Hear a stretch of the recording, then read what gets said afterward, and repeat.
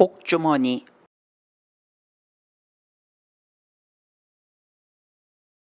복주머니를 아시지요? 사람들은 신년 초가 되면 복주머니, 복조리 등을 문 앞에 걸어놓거나 선물을 하고 지니고 다니는 미신적인 행위를 합니다. 복주머니의 크기가 얼마나 작습니까? 기껏해야 손바닥만한 복주머니에 얼마나 많은 복이 담기겠습니까? 그런데도 세상 사람들은 물론이거니와 크리스찬들까지도 복 하면서 복을 추구하고 남들에게 복을 빌어줍니다. 복 많이 받으세요. 부자 되세요. 하고 복을 빌어주면서 자신도 복을 받고자 합니다. 이런 현세적인 복은 하나님께서 주시는 영원한 복에 비하면 얼마나 부질없고 보잘것없는 것입니까? 하나님께서 주시는 복은 영육간의 이제로부터 영원까지 이어지는 복입니다. 로마서 8장 18절 말씀, 생각하건대 현재의 고난은 장차 우리에게 나타날 영광과 비교할 수 없도다. 복주머니의 복은 한계가 있는 제한적인 복이지만 하나님께서 주시는 복은 시간적, 공간적으로 영원히 제한이 없는 무궁한 복입니다.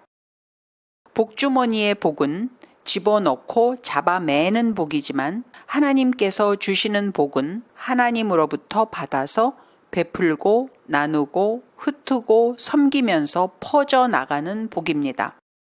우리가 그 영원한 복을 볼 수가 있고 알 수가 있다면 아마도 이 땅에서 육신의 정욕, 안목의 정욕, 이생의 자랑에 사로잡혀서 살지는 않을 것입니다. 그 영원하고도 큰 복을 소유한 성도는 결코 이 땅에서 움츠러들어서 살 이유가 없을 것입니다. 항상 당당하게, 항상 감사함으로, 항상 여유로운 마음으로 살아갈 수가 있을 것입니다. 여러분은 점차로 어두운 세상이 몰려오고 있는 것을 감지하실 것입니다. 전대미문의 코로나 팬데믹 시대를 통해서 하나님께서 알곡과 가라지를 가르셨듯이 앞으로의 또 다른 전대미문의 기근의 시대를 통해서 하나님께서는 다시 한번 양과 염소를 가르실 것입니다. 사람들은 주머니가 얇아지면 마음이 강팍해집니다. 그러나 그 주머니를 주님께 맡기고 사는 성도들은 마음이 평안할 것입니다. 금리가 아무리 올라도 체감 금리는 마이너스인 시대가 오고 하이퍼 인플레이션 시대가 오면 종이돈을 많이 가진 사람들조차도 초고가의 실물 가격에 눌려서 마음이 팍팍해질 것입니다. 그러나 주님께 자신의 지갑과 통장을 맡기고 살며 오직 주님께서 공급해 주실 것을 믿고 그분이 공급해 주시는 것으로 자족하며 천국을 소망하며 사는 성도들은 기근의 때를 소망 가운데서 믿음으로 인내하며 평안하게 지내게 될 것입니다. 그리고 이 어려운 시대를 잘 넘길 뿐만 아니라 더욱 큰 믿음의 용사로 거룩한 주님의 신부로 준비되고 단장되어져 갈 것입니다. 누릴 것은 그대로 다 누리며 살고 싶고 주머니가 얇아지면 두렵고 불안해서 더욱더 이 세상에서 악착같이 살 궁리를 하면서 돈 하면서 살아간다면 점차 양이 아닌 염소로 되어져 갈 것입니다. 점차 알곡이 아닌 가라지처럼 되어져 갈 것입니다. 상황과 형편이 힘들수록 점점 더 주님께 나아오라고 주님께서는 말씀하십니다. 주님께 나아오는 자들에게는 하나님의 특별하신 보호하심이 있고 하나님은 그런 성도들에게 영육간에 큰 복을 주시는 하나님임을 기억하라고 주님께서는 말씀하십니다. 주님께서 여러분에게 이렇게 질문하십니다. 너는 무엇이 갖고 싶으냐? 저는 이 땅에서는 갖고 싶은 것이 없습니다. 제가 갖고 싶은 것은 천국에 쌓일 상급과 천국에서 주님께서 제게 씌워주실 면류관입니다. 이렇게 대답하시는 성도님들이 되시길 바랍니다. 그 선물을 받기 위해서 너는 이 땅에서 어떤 삶을 살아야 하겠느냐 하고 주님께서 질문하십니다. 주님께만 초점을 맞추고 주님 뜻대로 순종하여 살고 세상의 것을 추구하며 살지는 말아야 할 것입니다.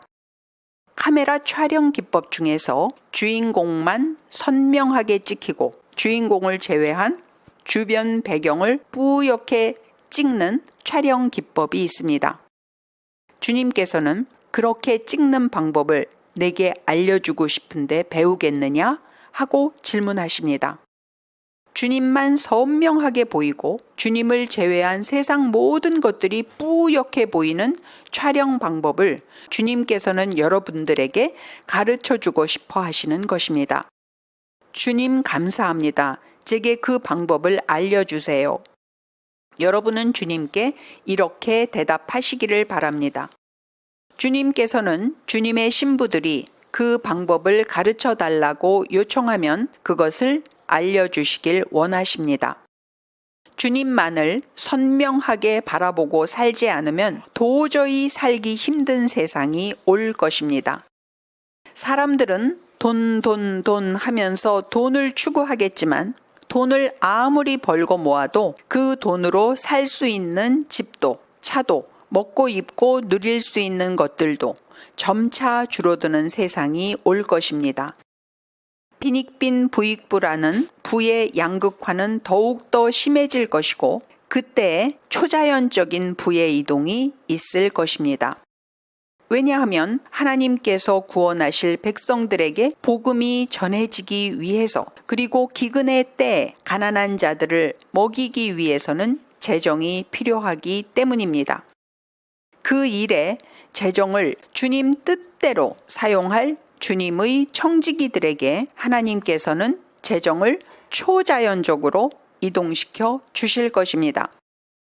그러나 주님께서 가르쳐 주시는 방법을 무시하고 세상을 바라보고 살면 마음이 흔들리고 불안해서 돈을 여기다 투자했다, 저기다 투자했다 할 것이고 이걸 샀다, 팔았다, 저걸 샀다, 팔았다 하면서 우왕좌왕하게 될 것입니다.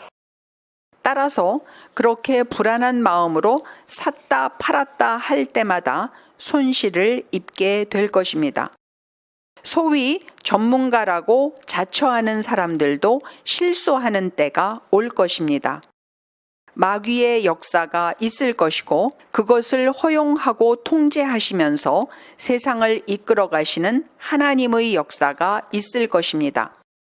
현재까지의 학문적, 역사적, 경험적 이론을 가지고는 정확하게 미래를 예측하기가 어려울 때가 올 것입니다. 세상은 많이 흔들릴 것이고 혼란스러울 것입니다. 그래서 어디에 초점을 맞추고 사느냐가 중요한 것입니다. 하나님께서는 하나님에게만 집중하여 초점을 맞추고 세상 신을 따르지 않는 주님의 신부들에게 하나님의 나라를 세우고 영혼들을 건지고 구제하기 위하여 재정을 맡겨 주실 것입니다. 마태복음 24장 45절로 47절 말씀. 충성되고 지혜 있는 종이 되어 주인에게 그 집 사람들을 맡아 때를 따라 양식을 나눠줄 자가 누구냐? 주인이 올 때에 그 종이 이렇게 하는 것을 보면 그 종이 복이 있으리로다. 내가 진실로 너희에게 이르노니 주인이 그의 모든 소유를 그에게 맡기리라. 그들은 재물 얻을 능을 갖게 될 것입니다. 그리고 그 재물을 자신을 위해서만 사용하지 않고 복음을 위해서 마지막 시대의 대부흥과 대추수를 위해서 주님께서 다시 오실 길을 예비하기 위해서 가난한 자들을 구제하기 위해서 사용하게 될 것입니다. 그들은 흑암 중의 보화와 은밀한 곳에 숨은 재물을 보고 만지고 얻게 될 것입니다. 이사야서 45장 3절 말씀. 내게 흑암 중의 보화와 은밀한 곳에 숨은 재물을 주어 내 이름을 부르는 자가 나 여호와 이스라엘의 하나님인 줄을 내가 알게 하리라. 하나님께서는 탐심과 무력에 오염되지 않은 거룩한 주님의 신부들에게 재정을 부어주셔서 마지막 때의 대부흥 대추수의 역사를 이뤄 가실 것입니다. 이러한 일에 귀하게 쓰임받는 예수님의 청지기들이 되시길 바랍니다. 하나님 감사합니다.